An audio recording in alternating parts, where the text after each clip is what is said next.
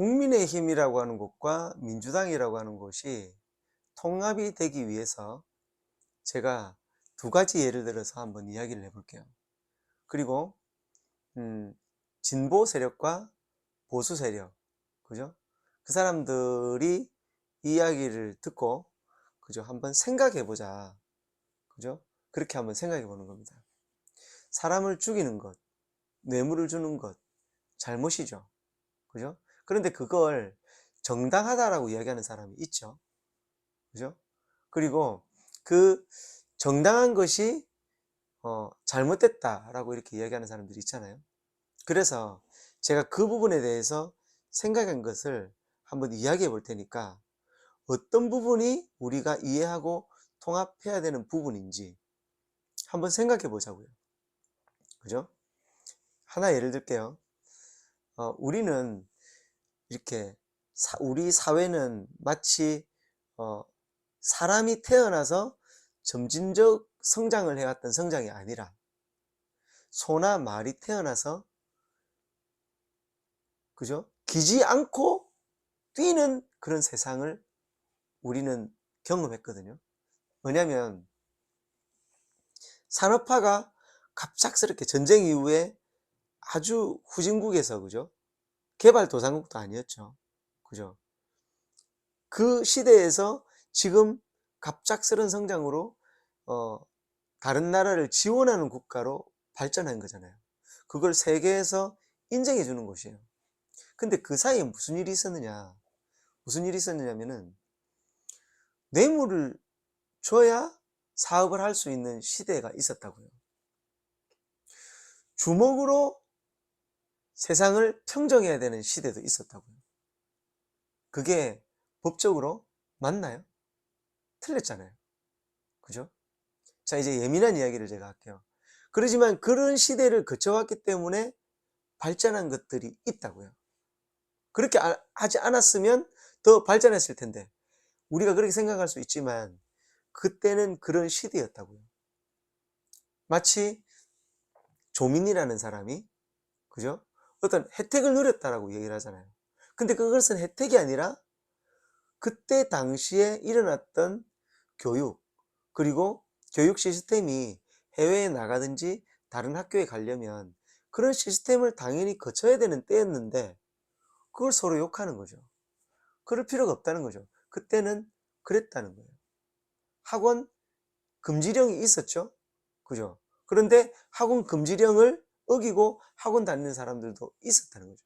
하지만 법적으로는 그거를 말리던 시대가 있었죠. 못하게 하던 시대가. 숨어서 하던 시대가. 근데 지금 어떻죠? 그걸 안 하면 더 이상한 시대가 됐잖아요. 시대가 그렇게 생각이 바뀌면서 엄청난 속도로 변해왔던 거예요. 제가 굉장히 민감한 뭐 좌파, 빨갱이, 우파 뭐 이런 이야기, 보수와 진보 이런 이야기에 어떤 한번 생각해 볼 문제를 한번 던지는 겁니다. 뭐냐면 만약에 간첩을 나라에서 대대적으로 잡지 않았다면 그것을 통해서 많은 분들이 억울함을 당하고, 그죠? 위험에 처하고 목숨을 잃고 그런 아주 힘든 시대가 있었죠. 그죠? 근데 바꿔서 이야기해 보는 거예요. 보수적으로 생각해 보는 거예요. 이게 보수인지 아닌지는 모르겠어요. 생각을 해 보는 거예요. 뭐냐면 만약에 그때 그렇게 하지 않았다면 실제로 간첩 세력들이 일어나서 나라를 붕괴시킬 수 있지 않았을까요? 그걸 우리는 생각해야 된다는 거예요. 맞죠? 잘못된 생각은 뭐냐면 그분들이 간첩이다라고 생각하는 사람들은 잘못된 거죠. 간첩이 아니었으니까. 하지만 그 일을 통해서 간첩이 일어날 수 있는 싹을 완전히 잘라버린 거잖아요. 맞나요? 그죠? 그래서 자, 그러면 거기에서 그때 있었던 억울하게 목숨을 잃었던 분들은 어떻게 해야 되죠? 우리가 잘못을 했다고 하고 국가에서 충분한 보상을 계속해서 해드려야 되는 거예요. 맞나요? 그죠? 근데 보상하지 않으려고 하는 사람 있죠? 그 사람은 잘못이죠. 왜? 간첩이 아니라는 게 드러났잖아요. 그러면 보상을 해줘야죠. 하지만 반대쪽에서는 어떻죠? 그것을 통해서 진짜 간첩이 일어날 수 있는 상황을 100% 없앴죠. 그러니까 그것을 100% 무조건 그것만 바라보면은 안 된다는 거죠. 바꿔서 이야기하면 지금 간첩 세력이 만약에 있어요. 그러면 잡아야죠. 그런데 간첩 세력이 아닌데 잡잖아요. 그러면 처벌을 해야 되는 거죠.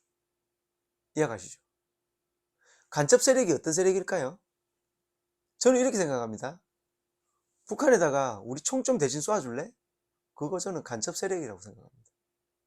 간첩은 아니라도 북한과 내통해서 우리나라에 총을 쏘게 하고 그죠? 위협을 줬죠.